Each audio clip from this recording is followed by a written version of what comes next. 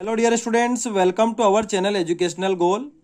और आज के इस वीडियो में हम क्लास 10th के लिए इंग्लिश का पेपर त्रैमासिक एग्जाम के लिए समझेंगे। तो आप सामने देख सकते हैं क्लास 10th सब्जेक्ट इंग्लिश, और मैक्सिमम मार्क्स जो आपको पेपर में रहेगा वो कितना रहेगा, 75 मार्क्स। ठीक है, टाइम वही 3 घंटे, यानी कि 75 नंबर का आपका पेपर रहता है। तो देखिए, साथ में इसका सॉल्यूशन भी हम समझेंगे ताकि आपको परीक्षा के लिए बहुत मदद मिल सके। तो देखिए, वीडियो के अंत तक आप सबको बने रहना है, और जो भी चैनल पर नए हैं चैनल को सब्सक्राइब कर लेना है। तो देखिए, यहाँ पर सबसे पहले आपको एक पैसेज आपको आने वाला है, और पैसेज के जो अंक है वो कितने, 5 मार्क्स, यानी 5 नंबर का आपको पैसेज रहेगा।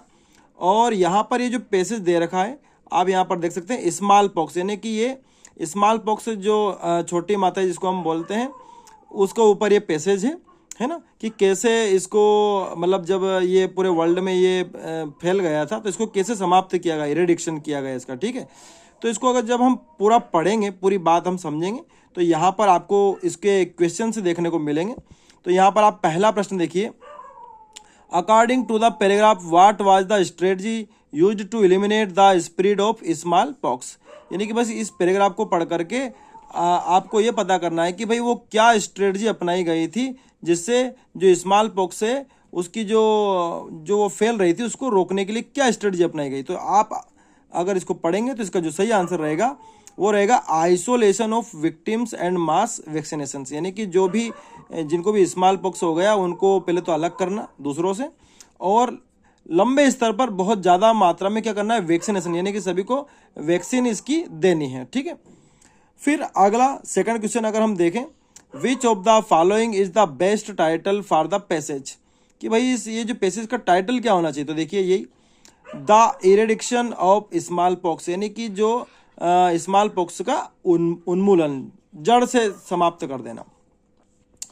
फिर सी वाला क्वेश्चन अगर हम देखें, people are no longer vaccinated for it, sorry ये देखिए यहाँ पर, हाँ, कि भाई जो तीसरा जो प्रश्न है, with reference to the above passage which statement doesn't refer to small pox, यानी कि भाई ऊपर के जो पैसेज को पढ़ करके भाई कौन सा स्मॉल पॉक्स से संबंधित नहीं है। तो इसमें आप जाएंगे डी वाले पर, the disease still exists in some parts of the world. ठीक है, फिर फोर्थ जो क्वेश्चन है, from the above passage it can be inferred that, ऊपर के पैसेज को पढ़कर एक बात स्पष्ट है कि भाई no new cases of small pox have been reported this year. अब उसके आगे, what was the goal of the campaign against small pox, तो इसका आंसर हो जाएगा पहले वाला, to eliminate small pox world wide in 10 years, यानी कि 10 साल में आपको स्मॉल पॉक्स को जड़ से मिटाना, हटाना, ये गोल था इस पूरे कैंपेन का, जब स्मॉल पॉक्स पूरे संसार में ज़्यादा फैल गई थी। अब अगला जो क्वेश्चन है वो भी 5 मार्क्स का रहता है। आप यहाँ सामने देख रहे हैं 5 नंबर का आपको पैसेज दिया हुआ है, और ये इस बारे में कि हम हमारी योग्यता को कैसे बढ़ा सकते हैं, कैसे अधिक रिस्क लेकर के हम सक्सेस को अचीव करते हैं। ठीक है, तो देखिए पहला जो क्वेश्चन है, how does the author reward him after his success, तो मतलब लेखक अपनी सफलता के बाद खुद को इनाम कैसे देता है। तो वो क्या करता है, by taking a short holiday. ठीक है, वो एक शॉर्ट हॉलीडे ले लेता है। उसके बाद अगला प्रश्न है कि what does the author try to convey, लेखक क्या कहना चाहता है। तो वो ये कहना चाहता है कि भाई किसी को भी बहुत मेहनत करना चाहिए और अपनी असफलताओं से सीखना चाहिए, फेलियर से सीखना चाहिए। तो ए वाला आ जाएगा इसमें। फिर अगला है, why do our achievements fail to correlate with our potentials, तो इसका जो सही आंसर है, because of lack of self discipline, यानी कि जब हम सेल्फ डिसिप्लिन नहीं करते हैं तो जो हमारी क्षमता है उसके अनुरूप हमें सफलता नहीं मिलती है।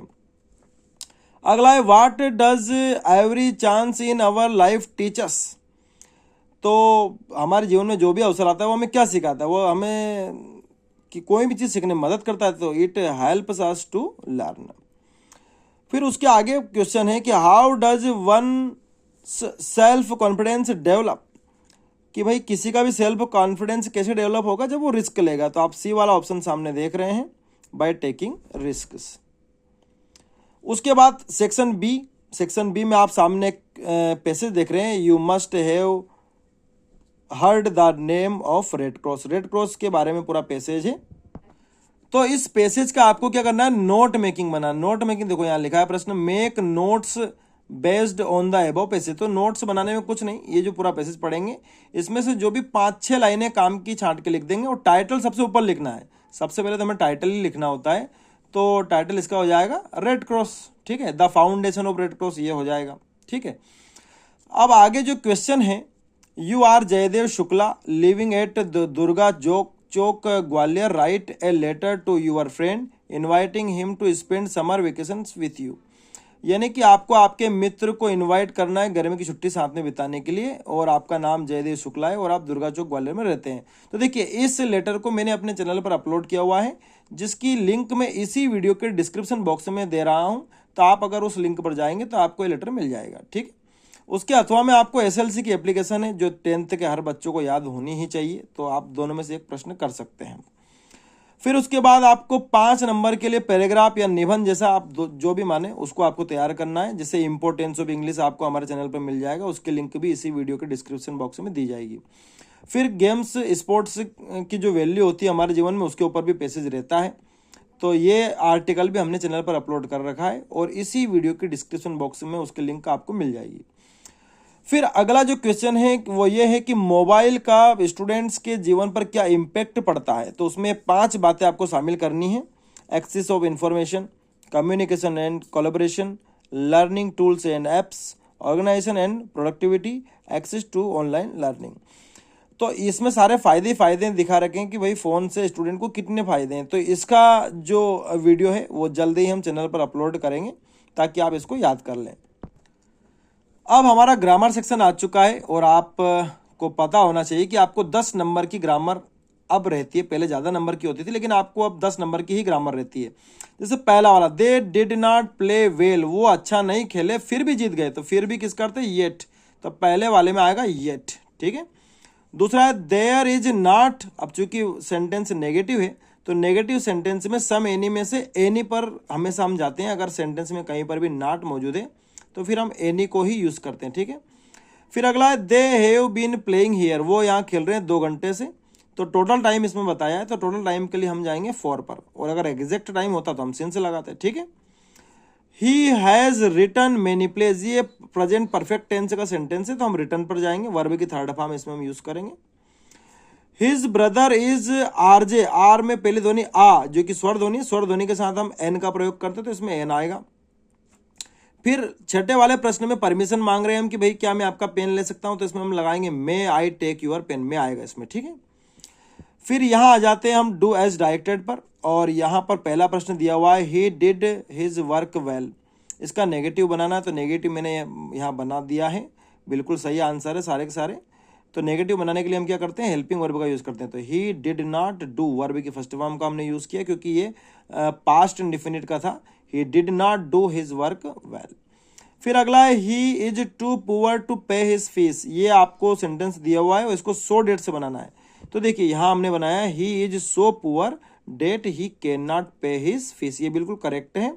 अब देखो इसमें 2-3 रूल है ग्रामर के, लेकिन उसके लिए सेपरेट वीडियो हमारे चैनल पर अपलोड है कि कैसे सो डेट के प्रयोग से सेंटेंस को बदला जाता है।